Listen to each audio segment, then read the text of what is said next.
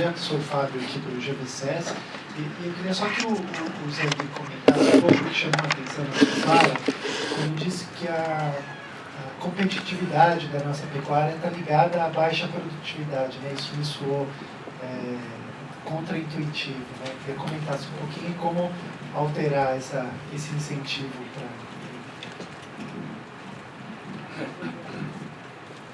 Você lembra que eu insisti, produtividade do quê? Produtividade do trabalho da nossa pecuária é das mais altas do mundo. Quer dizer, se eu pego o seguinte, pega uma fazenda de gado dessa, escolhe qualquer uma. Essas daí, não as... O Tassi estava dizendo que quando chega muito próximo de... a terra ficar muito cara, isso é, quando é próximo de uma zona urbana, não sei o quê, há um incentivo a intensificar. Mas se não, eu estou falando da nossa pecuária que ela é essencialmente extensiva. Pega uma fazenda de pecuária extensiva qualquer e você pega quanto que eles faturam por ano só com essa atividade, porque ninguém é só pecuarista. O cara vai ter uma parte da área que ele sabe que é tão boa que botar boi lá é desperdício, ele faz alguma outra coisa.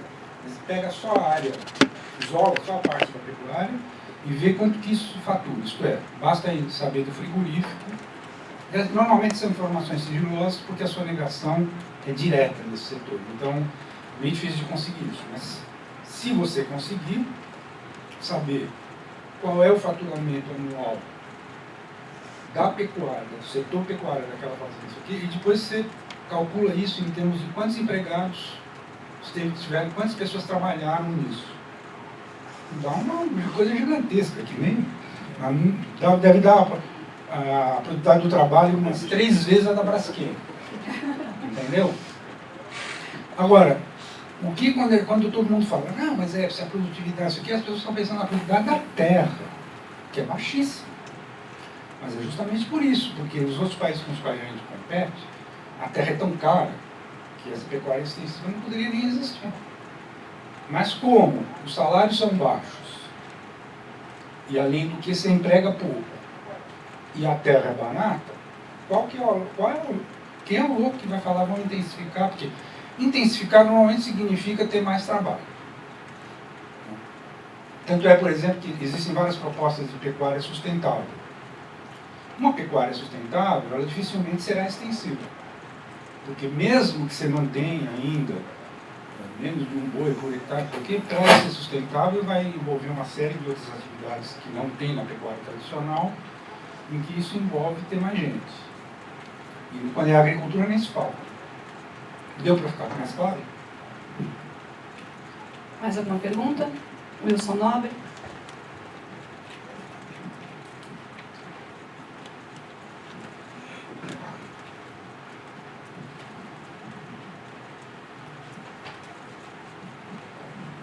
Bom, você já me apresentou, Wilson Nobre, né? Sou professor da casa. E desculpa, eu cheguei um pouco atrasado, vi um clima assim um pouco tenebroso, né, de não otimismo. E uma série de fatos que têm acontecido tem me chamado a atenção, talvez por uma situação menos pessimista, e eu queria compartilhar com vocês para ver se eu estou no caminho certo. O primeiro deles é que eu parei de assistir televisão, então já é uma grande coisa para não ficar tão pessimista. O segundo é que em 2007, quando o IPCC se reuniu e a situação era muito grave, China e Estados Unidos proibiram eles de publicar o resultado daquela reunião com a gravidade que tinha. Falaram, se vocês publicarem isso daí, vai dar um revertério, a gente não topa. Então, em 2007, a gente perdeu a oportunidade de um grande alerta para o mundo. Em novembro de 2014, o presidente americano e o primeiro-ministro chinês se reuniram e anunciaram ao mundo que eles iam colaborar em 2 grandes frentes, nas mudanças climáticas e na corrupção, o que é bem bacana. E aí quando a gente olha que em fevereiro de 2015, o fundo dos irmãos Rockefeller anuncia que vai desinvestir em petróleo. Né? Bem bacana, poxa. Rockefeller desinvestindo em petróleo é legal. E aí, em maio de 2015, o Fundo Monetário Internacional publica um cálculo das externalidades do petróleo, 5,3 trilhão de dólares, que é o que custa para o mundo por ano por conta dos combustíveis fósseis, né, todos eles. Dos quais só 330 bilhões é subsídio direto antes dos impostos. E aí a Tesla lança a bateria doméstica, que é uma grande revolução, bateria residencial. E o preço do painel solar da China, para entrar da China, cai, hoje está em 80 centavos de dólar por metro quadrado. E a Stanford publica um documento que desenha para todos os estados americanos, para os 50 estados americanos, como é que eles vão migrar para totalmente limpo até 2050. Sendo que não entra álcool, não entra nuclear, não entra nada. É só eólica, solar e geotérmica e maré. Então,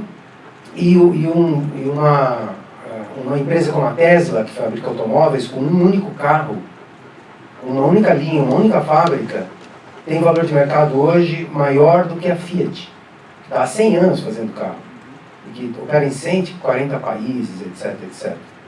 Quer dizer, e nessa economia que os Estados Unidos pode fazer, 39% é pela troca para a eletrificação. Quando eletrifica, você é muito mais eficiente, então você economiza muito. Então me parece que assim, esse conjunto de coisas que acontece a partir de novembro de 2014, uma indicação de que agora os Estados Unidos e China autorizaram efetivamente começar a mudar o processo. Até então eles não tinham autorizados, porque eles não estavam preparados para competir num mundo que seria mais elétrico, mais limpo, essas coisas todas. E nesses 7 anos eles desenvolveram as tecnologias. O governo americano acabou de publicar agora um projeto, uma norma, que todo o dinheiro de financiamento americano, do governo federal, para pesquisa, todos eles, o final da pesquisa, além de publicar um artigo da pesquisa, tem que criar uma startup para acelerar a velocidade em que aquele conhecimento científico se torna impacto econômico. Então, tudo isso não parece que há uma mudança significativa do jogo que vai influenciar nas políticas públicas, porque as políticas estão a serviço dessas grandes coisas? Claro. Olha, Wilson, obrigado pela pergunta. Eu primeiro queria separar duas coisas. Primeiro, o que a gente entende por pessimismo e otimismo. Porque você teve uma impressão de que nós éramos pessimistas aqui. No meu caso, eu terminei enfatizando o seguinte: eu vejo o processo de descarbonização ocorrer aceleradamente, só não atribuo isso ao chamado regime climático. E todos os exemplos que você deu, nenhum você pode atribuir ao regime climático. Então você simplesmente reforçou. Mas vamos ver, o que é? Eu sou otimista, sou pessimista e tal. Então, primeira coisa, tem uma piada que era muito popular no leste europeu, antes da queda do muro e tal, que era dizer o seguinte: olha, o otimista é um pessimista mal informado. Não é isso isso é uma piada. Mas tem um cara que disse uma coisa muito séria, em plena Primeira Guerra Mundial, exilado na Suíça, em Genebra, o Romain Rolland escreveu o seguinte: é preciso aliar o pessimismo da razão com o otimismo da vontade. Então eu não notei aqui ninguém que do lado da vontade esteja pessimista. Mas você tenta fazer uma análise que seja mais ou menos realista. Quer dizer, quando alguém diz, nós fizemos cenários para 2040 e vai ter um gargalo hídrico que ao mesmo tempo também vai ser energético, você tem que pôr nessa lista também. Não pode pegar só o que te interessa, tá certo? Então, eu queria insistir com isso, é o seguinte: numa postura científica, você não tem como não ser pessimista. Isso não te impede de, como cidadão, ser otimista em relação a uma série de coisas. E eu acho que quando a gente analisa, a gente tem que fugir dessa história de ser otimista ou pessimista. Você tem que analisar com mais frieza, independentemente disso, né? Eu te diria que, em relação à tua leitura desses fatos que você relacionou, foi uma boa relação. Eu não sei se eu teria algum a acrescentar e tal, mas tem que ter um certo cuidado na interpretação. Por exemplo, de fato, houve uma mudança de posição dos Estados Unidos e da China, até que eles fizeram aquela declaração conjunta. Agora, atribuir isso ao fato de que em 7 anos eles fizeram as inovações tecnológicas, desculpe, Aí eu não acompanho o raciocínio. Certo? É muito mais complexo do que isso. E tem uma questão de jogo geopolítico entre os dois, até eles chegarem, depois de uma relação bilateral, a fazer esse anúncio. Claro que é um anúncio, do ponto de vista da influência política posterior que isso pode ter, inegável. Inegável. Mas mesmo assim, por exemplo, os Estados Unidos entram na COP21 com a questão de o seguinte: se eles quiserem ir um pouco mais para frente, os republicanos não vão deixar. Então eu acabaria concluindo o seguinte, que em grande parte, eu faço um paralelo histórico com a escravidão, porque a escravidão meio que foi assim, quer dizer, quando a escravidão começou mesmo a ser derrotada, foi quando o parlamento britânico aprovou por maioria de votos que todos os navios poderiam caçar os traficantes de coisa e ficar com o navio que caçasse ficava com a riqueza que ele pegasse, né? Foi uma espécie de estratagema que acabou dando certo, foi muito importante no processo. O dia que o parlamento americano, isto é, o dia que o Congresso dos Estados Unidos, né, mudar a sua correlação de força, que atualmente, por que tem tanto negacionista no Congresso? Porque ainda é carvão, né? Os caras são eleitos pelos distritos de carvão, eles não têm. Então, o que varia é se o cara vai defender só porque ele é eleito por um distrito de carvão, que usa carvão, ou se além disso ele também é convictamente um negacionista. É isso que não. Né? Enfim, acho que aí sim, quando a gente vê uma mudança de correlação de forças no Congresso americano, as coisas aí sim mudam no plano das políticas institucionais, etc. Com certeza vão. Mas enquanto isso não acontecer, pode multiplicar as COPs, vai ter avanços, mas não. Então, acho que mais do que esclareci o que para mim é ser otimista ou pessimista em relação a isso tudo. Eu queria pegar no ponto China e Estados Unidos que você colocou aí. Eu acho que nos Estados Unidos, talvez reforçando um pouco o que o Zé está falando, complementando, tem um movimento de baixo para cima, né? Se a gente não vê isso, o Obama mal conseguiu agora na saída, nos estertores, tomar algumas atitudes aí mais na direção do baixo carbono, mas o Congresso não deixou ele movimentar, ele teve que usar a EPA para fazer alguma regulamentação de baixo carbono. E mesmo assim, um setor, enfim. Então, não conseguiu avançar no nível nacional ou de política pública. Mas no nível subnacional, você vai ver estados e muitos municípios há mais de uma década trabalhando com isso. E o polo da inovação na Califórnia estimulado por dinheiro público nas universidades. É a mesma coisa em Boston, MIT, dinheiro privado e público investindo. Então, eu acho que tem muitas bolhas de inovação naquele país que estão cada vez mais aflorando e mostrando que tem um novo caminho.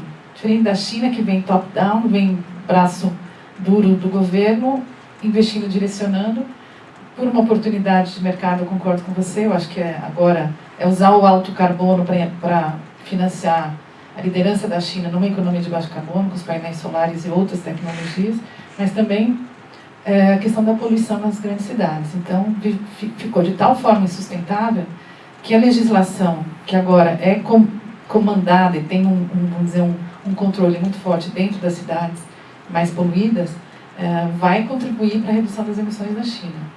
Mas então são fenômenos, eu acho que diferentes, mas de qualquer maneira acho que ainda não suficiente para a gravidade, já que a gente tem uma janela de uma década, pelo que dizem alguns cientistas aí, para pôr o pé no acelerador. Então tem que ir mais rápido ainda do que eles já estão indo. Do ponto de vista empresarial, eu acho que a questão é mais previsão dos resultados possíveis dessa mudança que, sem dúvida, há vários sinais de que está acontecendo. E de se enxergar num ambiente que você opera e ver se isso pode trazer oportunidade. Então, não é nem pessimista, nem otimista, mas assim, há oportunidade? Sim. Essas oportunidades podem ser aproveitadas? Sim. E quem chegar primeiro, leva. Então, do ponto de vista de empresarial, eu acho que quem chegar primeiro vai, no ponto de vista, estar melhor posicionado para essa situação futura. E como essa situação futura, até pelos dados científicos, aí, indo do lado científico que o senhor domina, teremos um mundo totalmente diferente em 2050, 2100. Então, se o mundo vai ser diferente, quem conseguir ter maior capacidade de inovar, melhor também está posicionado. Então, por esse motivo, na Braskem, no setor químico como um todo, estamos acreditando que o mundo será melhor para a indústria química, não pior. Acreditamos muito nisso, porque que outra indústria em termos de materiais pode inovar tanto? Quero saber. A indústria química pode. A indústria química pode criar novos produtos, novos processos, e ainda mais quando misturar, combinar a inovação química dos processos químicos com a inovação dos processos bio. Aí vem a biotecnologia, mais a bioquímica, tudo junto. Nossa, o mundo é infinito para a indústria química. Agora tem que investir em inovação, é isso que nós estamos fazendo. Ok, mais alguma questão?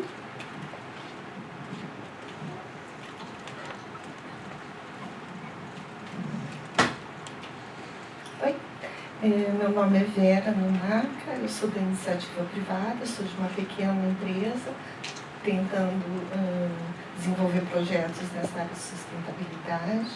Minha pergunta é para o empresário da Braskem. Eu não tenho muito conhecimento realmente, mas eu gostaria de perguntar que softwares vocês estão usando para medir, para fazer o Life Cycle Assessment, se tem softwares nacionais hoje em dia, se os índices, existem índices brasileiros para isso. A outra pergunta também seria como que vocês, qual que é a estratégia para contaminar, para conseguir a adesão da cadeia produtiva para uma estratégia de sustentabilidade? Também esse ponto é extremamente relevante, porque são as ferramentas que vão nos permitir posicionar melhor um produto que o outro. Então, a Braskem, nós já tínhamos percebido, já em 2009, a importância de ter esse tipo de estudo.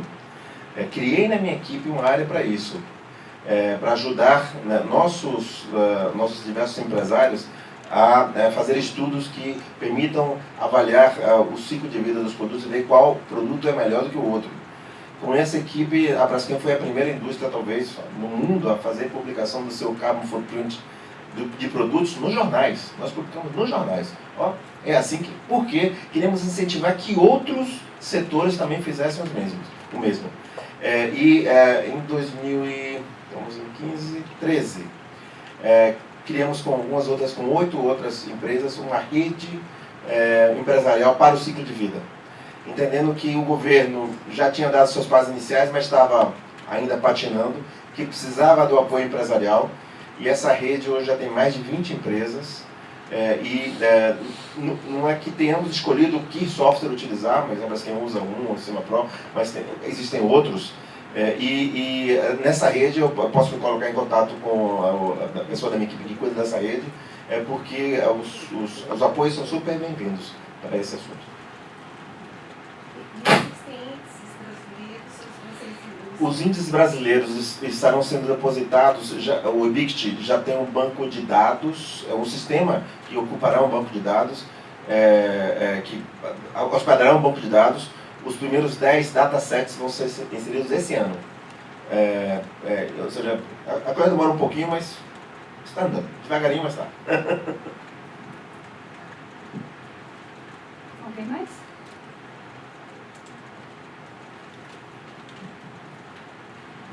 Uma curiosidade, Jorge.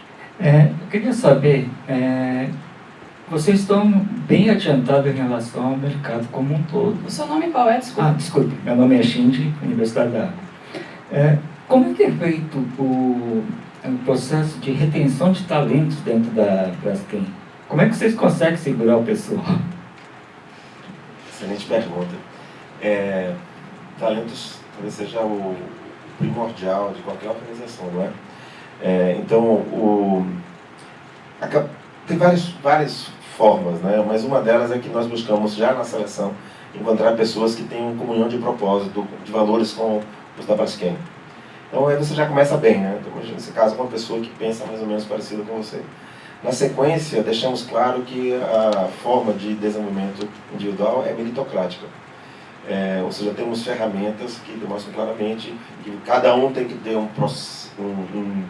seus objetivos são individuais, e você atingindo esses objetivos, você será recompensado na sua remuneração variável, E isso lhe dará espaço para despertar os olhares, e isso você poderá ser puxado para, em outro sistema de sucessão, digamos, chamamos de sucessão, você ser puxado a crescer. Mas, além disso, anualmente, na relação líder-liderado, que é uma relação que nós apreciamos muito, é como se fosse uma relação íntima.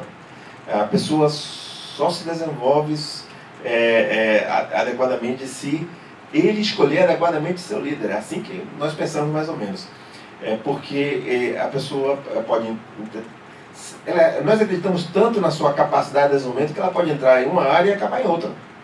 Nós temos engenheiros químicos na área de marketing, temos engenheiros químicos na área de financeira. É assim que pode fluir. Isso não é porque o cara estudou química que vai ser químico. Então, acreditamos nessa capacidade de desenvolvimento e muito na relação líder-liderado. E, anualmente, essas duas pessoas conversam formalmente se querem ou não continuar juntas. Não é que seja ruim ficar separado, não. É porque a pessoa entendeu que tem uma outra oportunidade para ele lá, ou que o líder entendeu que há uma oportunidade para empurrá-lo para outro desenvolvimento. Então, eu acho que a atração é muito decorrente dessa comunhão de propósito, desses processos de retroalimentação positiva.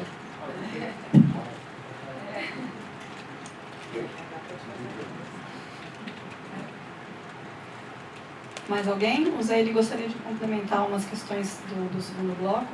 Na verdade, do diálogo que sucedeu ao nosso, né, com o Tasso, duas perguntas assim que eu gostaria de retomar, suas. Né? Uma delas é quando você falou assim, eu acho que você se dirigiu especificamente ao Soto e disse assim, além da pretificação de carbono, o quê? Aí ele hesitou na hora, assim, depois quando ele pôde voltar, ele falou do poder de compra do Estado e falou da certificação, lei, ou seja... Referente também de investimentos, redução do custo de investimento. Isso, redução do custo de investimento. A precificação está em tudo isso aí, talvez. Mas vamos dizer, são... Pode estar. Não necessariamente redução de custo de investimento está ligado à precificação, pode ser sem precificação também. Agora, tem um ponto que tem que entrar nessa lista, e que provavelmente teria sido minha primeira reação, é o seguinte, que aqui no Brasil a gente não dá muita atenção para isso. Mas política de ciência, tecnologia e inovação, ou como alguns continuam dizendo, política de ciência e tecnologia, é uma ferramenta para um futuro de uma nação mais importante do que qualquer outra coisa. Eu não consigo enxergar. Você conseguir dizer assim, tais e tais coisas nós estamos fazendo, nós estamos aumentando o nosso potencial de que venha a existir inovações no país. Isso aí, independente de qualquer outra coisa, é uma questão estratégica. Bom, aliás, é o seguinte, como é que você pode explicar um fenômeno como a Coreia do Sul, se não é por aí? Tá certo? Tá, claro, tem uma série de outras coisas. Mas muitas das outras coisas, inclusive, que se usa muito para explicar o fenômeno da Coreia do Sul, elas estão ligadas a isso. Porque se você falar, não, mas isso é a questão da educação, eles investiram em educação muito cedo, em educação de qualidade e tal, mas por quê? Em que perspectiva que essa educação estava sendo? Como é que era o currículo?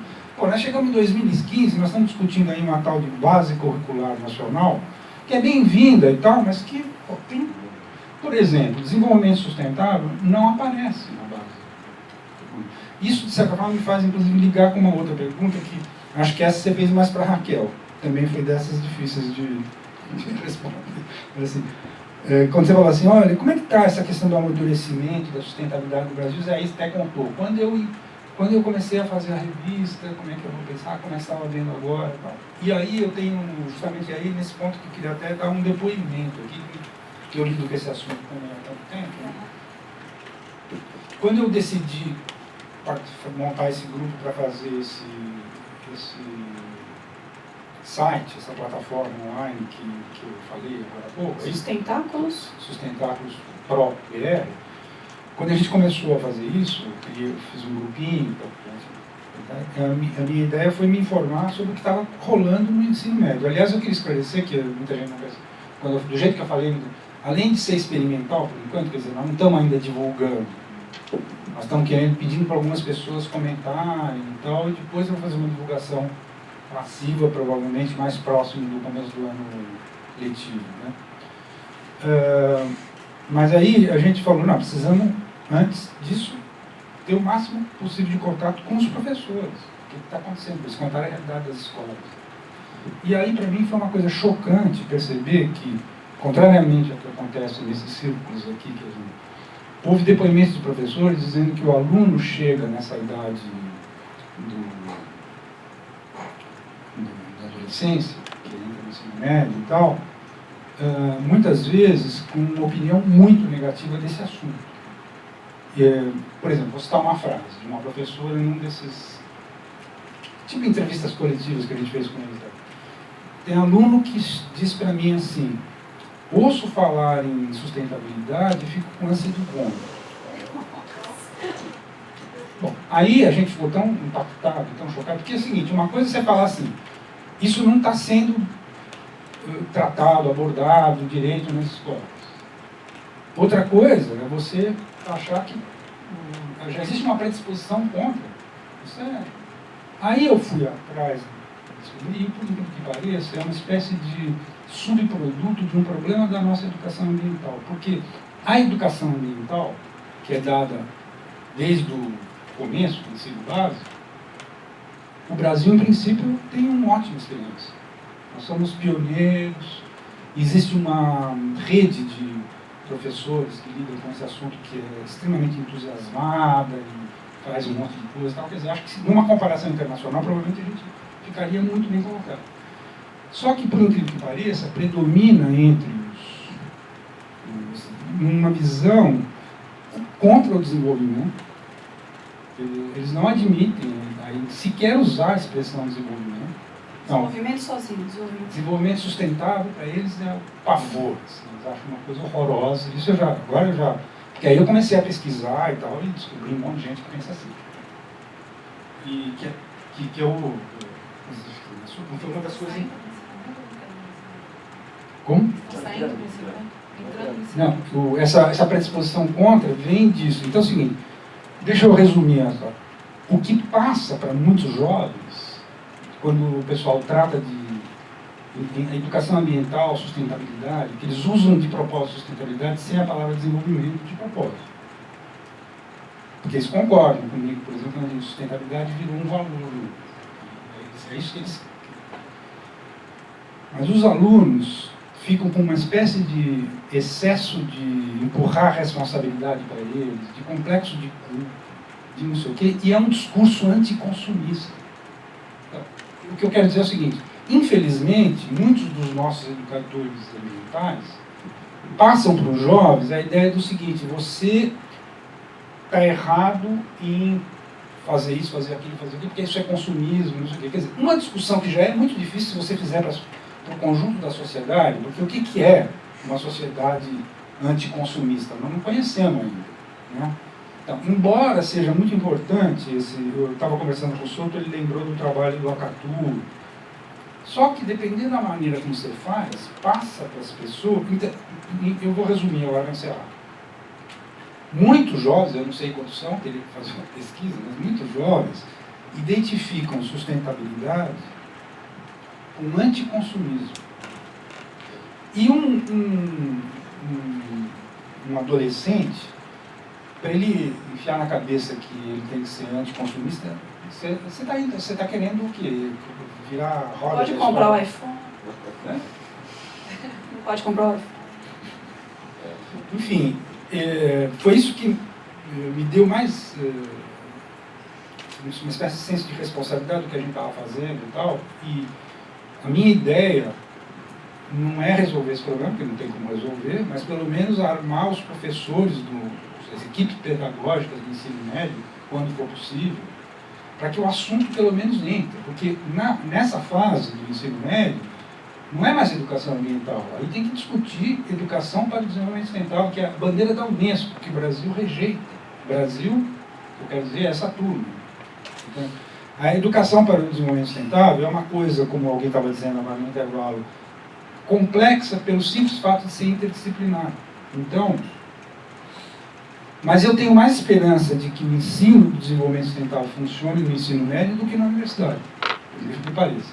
E para isso vai ter que, evidentemente, convencer o sistema de ensino de que... E aí, outra vez, não é com o currículo nacional tal que vai funcionar. É o seguinte, o ensino, nitidamente, ele é pressionado por 3 coisas. Ensino médio. Vestibular, Enem e entrevista de emprego, quando eles levam em conta isso. Então, se sustentabilidade ou desenvolvimento sustentável, seja o que for, não entrar no vestibular, não entrar no Enem e não aparecer nas entrevistas de emprego, não vai ter escola que pegue isso. Não adianta pôr no currículo, esse tipo de coisa. Né? O currículo, o que faz o currículo é...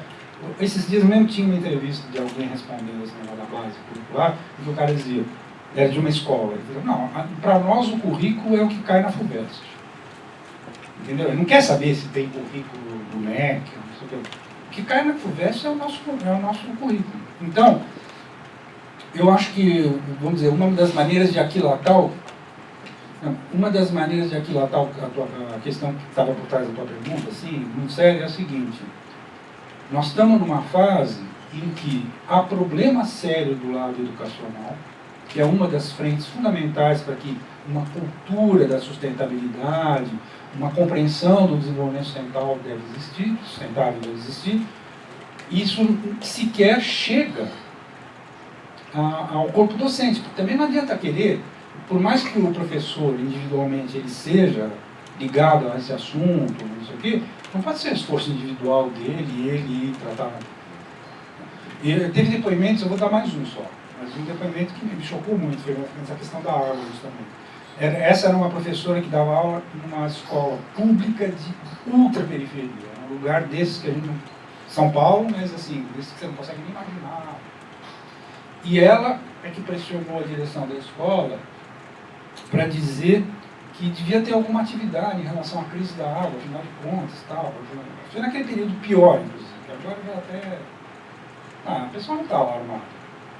A chuvinha, mas a gente ainda está no volume morto com essa chuva toda. Mas eu tenho visto o pessoal começar a jogar água na rua de novo. Já deu uma boa deu uma relaxada grande. E ela queria promover alguma atividade na escola, eventualmente até que envolvesse os pais. Tal. A diretora vira para ela e fala assim, se você não aplicar rigidamente a apostila, você vai ser suspensa. Acontece isso. Desculpem, eu estou até exagerando aqui no tempo, mas eu acho que o fato de muitas vezes a gente vive numa parte da sociedade assim, em que o assunto já está tão...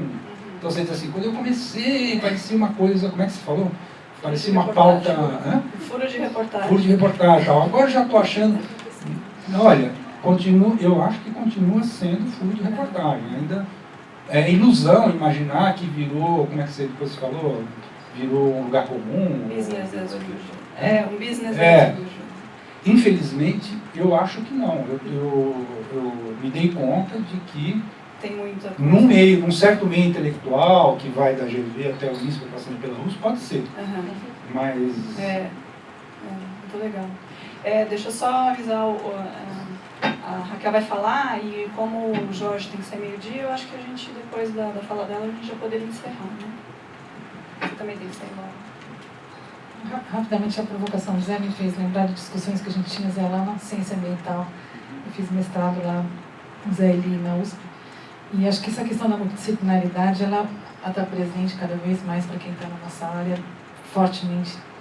E o ensino realmente deve passar por uma mudança muito radical, porque não dá mais conta, né, do volume de informação, de como as crianças estão se comportando, o nível de desinteresse delas pelo modelo vigente é tremendo. Então a gente vai ter que reinventar. E imagino que você esteja nesse processo, aí, repensando a educação. Mas acho que a gente resgata o conceito de universidade, né, de trazer todos juntos em volta de um tema.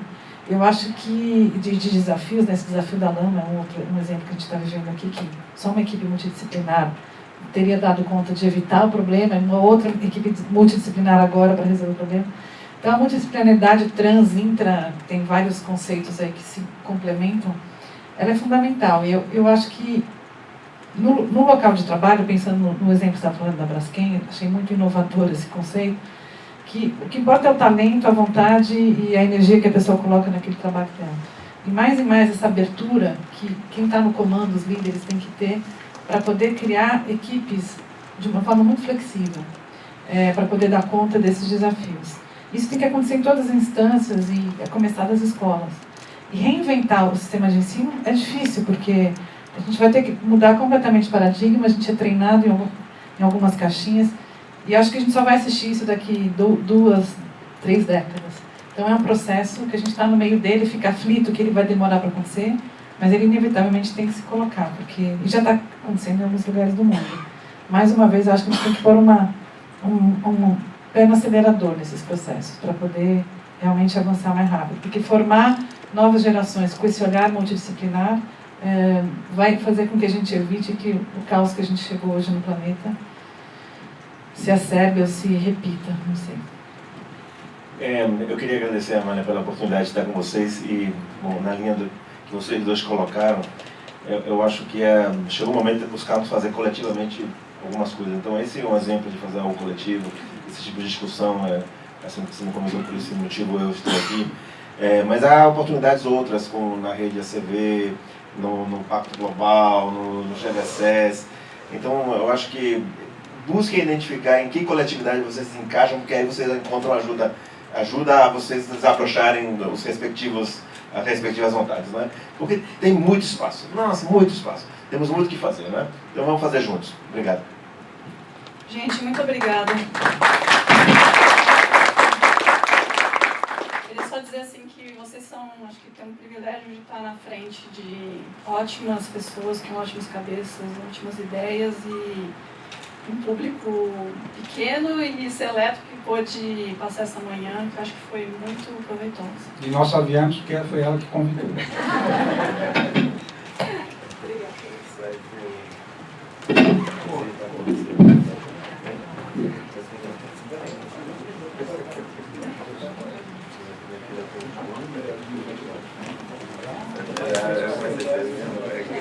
Os passos do meu pai, comecei a